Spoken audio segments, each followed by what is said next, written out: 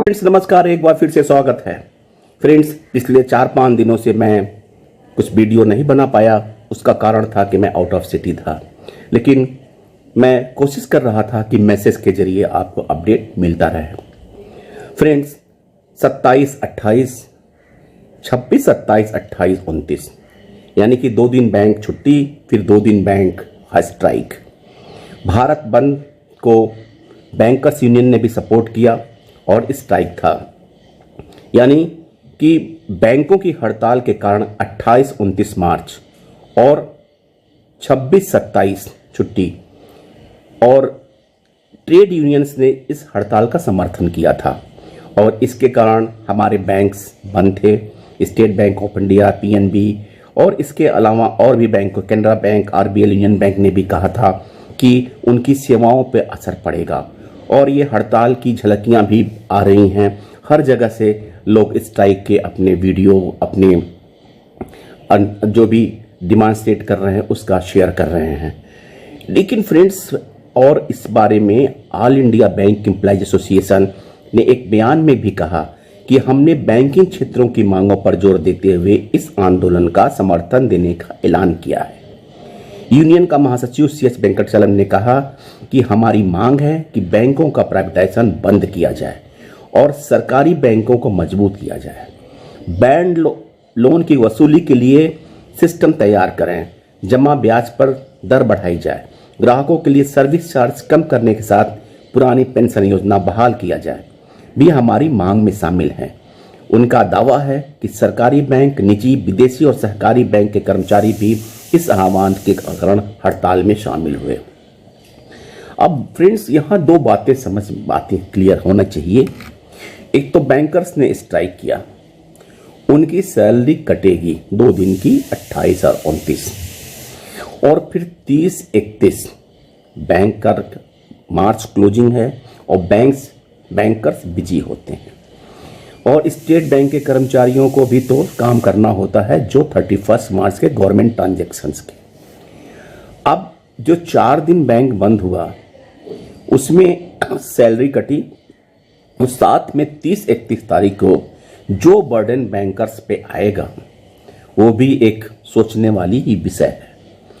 और सवाल है कि क्या इस स्ट्राइक से बैंकों का प्राइवेटाइजेशन रुक जाएगा?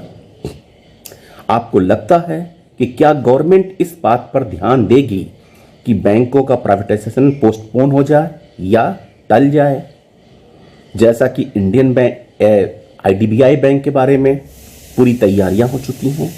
अगले 2 बैंकों के में कम से कम एटलीस्ट एक बैंक सितंबर तक प्राइवेटाइज होने के चांसेस बन रहे हैं। क्या ये सब रुक जाएगा? सबसे बड़ी कमी है हमारे अपोजिशंस के पॉलिटिकल पार्टीज की, जिन्होंने कोई भी दम लगा के इसको रोकने का प्रयास नहीं किया। इक्का दुक्के एमपी लोकसभा में अपना स्पीच देते हैं, जिसको सरकार एक कान से सुन के दूसरे कान से उड़ा देती है। क्या हमारा अपोजिशन इतना कमजोर हो गया है कि एक ऐसे मुद्दे पे, जनहित के मुद्दे पे, बैंक प्राइवेटाइजेशन के रोकने के लिए आह्वान नहीं कर पा रहा है? गवर्नमेंट का जो रुख है वो बिल्कुल क्लियर कट है कि गवर्नमेंट इस स्ट्राइक को कोई कॉग्निजेंस नहीं दे रही है। क्योंकि आपने भी सुना होगा, कहीं मीडिया में या कहीं भी इस बात की चर्चा नहीं हो रही है कि बैंक प्राइवेटाइजेशन के बारे में वित्त मंत्री अथवा कोई अन्य मंत्री इसको कॉग्निजेंस देके ये कह रहा है कि आप इसको मत करिए, हम बैंक प्राइवेटाइजेशन के बारे में रिव्यू करेंगे, विचार करेंगे, ड्रॉप करेंगे। तो फ्रेंड्स, अब ये दुर्भाग्य है हमारे देश का, या हम कह सकते हैं कि अगर बैंकों का प्राइवेटाइजेशन होता है तो वो कॉमन मैन के लिए ठीक नहीं है। और एक और बात, आपको एक न्यूज़ शेयर करना चाहता हूं जो मुझे बहुत अच्छा लगा। बैंक कर्मी गए थे कर्ज की वसूली करने, परिवार का हालत देखा तो सपनों का आशियाना ही बना दिया। ये मानवीय पहलू है हम बैंकर्स का। इस कहानी के हीरो हैं बैंक कर्मी, और कहानी का दूसरा अहम किरदार एक छोटा सा गरीब परिवार। दरअसल बैंक कर्मी कर्ज की वसूली करने गए थे। इस गरीब परिवार का घर जब्त करने गए थे, लेकिन जब मौके पर परिवार का हालत देखा तो बैंक कर्मियों का दिल इतना पसीजा कि उन्होंने कर्ज की वसूली छोड़ इस गरीब को सपनों का आशियाना ही बनवा दिया। बैंक कर्मचारियों ने अपने पास से पैसा तो खर्च किया और घर बनाने में मेहनत भी की। हम अक्सर जोक पढ़ते हैं कि एसबीआई पर लंच टाइम के जोक बनता था कि ये एसबीआई वाले कितना लंच करने जाते हैं, लेकिन उन्हीं एसबीआई वालों की एक खबर है। केरला के कोझिकोड जिले के कप्पड़ के पास उत्तरी विकास नगर से शशि और उसकी मां सरोजनी रहते हैं। शशि ने 5 साल पहले बैग बनाने के उद्यम के लिए 50,000 रुपए का लोन दिया। शशि लकवाग्रस्त हो गया और लोन नहीं चुकाया। कर्ज बकाया सही 70,000 रुपए हो गया था। एसबीआई कोलिकोंडी के एसएमई शाखा के मुख्य प्रबंधक एम मुराहारी ने इस बकाया वसूली के 70,000 वसूल करने गए और घर की हालत देखकर दंग रह गए।